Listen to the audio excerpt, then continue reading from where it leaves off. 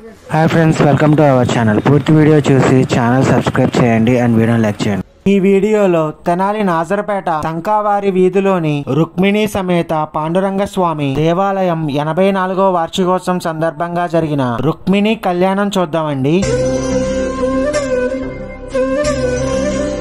రుక్మిణీ కళ్యాణంలో కూర్చోపెడితే తప్ప పిల్లని సంబంధాలు చూసేవారు కాదు. కారణం ఏమిటో తెలుసా అండి?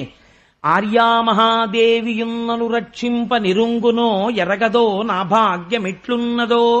ఈ పద్యం ఆడపిల్ల చదివితే ఒకవేళ నొసటన అల్పాయుర్దాయం ఉన్నవాడు, లేదా ఐశ్వర్య భంగం అయిపోయేవాడు, లేదా సంతానమును పొందలేనివాడు, ఇలాంటి భంగపాట్లు ఉన్నటువంటి పురుషుడితో వివాహం అవ్వాలని రాసి ఉంటే ఆడపిల్లకి, ఎవరు ఈ పద్యాలు వింటున్నారో, ఈ పద్యాలు చదువుతున్నారో, ఎవరు రుక్మిణీ కళ్యాణం చూస్తున్నారో అటువంటి వారి నొసట వ్రాత మారి యోగ్యుడైన వరుడు వస్తాడు. శిశుపాలుడు తప్పి కృష్ణుడు వచ్చాడు. అందుకని రుక్మిణీ కళ్యాణం కలిగిస్తారు. అందుకని రుక్మిణీ కళ్యాణం చేయించేవారు పూర్వం.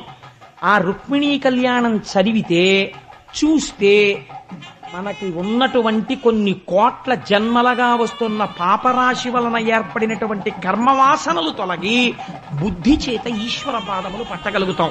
అది పెళ్ళైపోయిన వాళ్ళకు వచ్చే ఫలితం.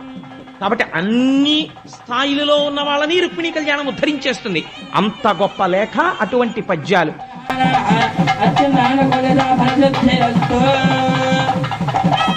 పవనజ స్తుతి పాత్ర పావన చరిత్ర పవనజ స్తుతి మాంగళ్యం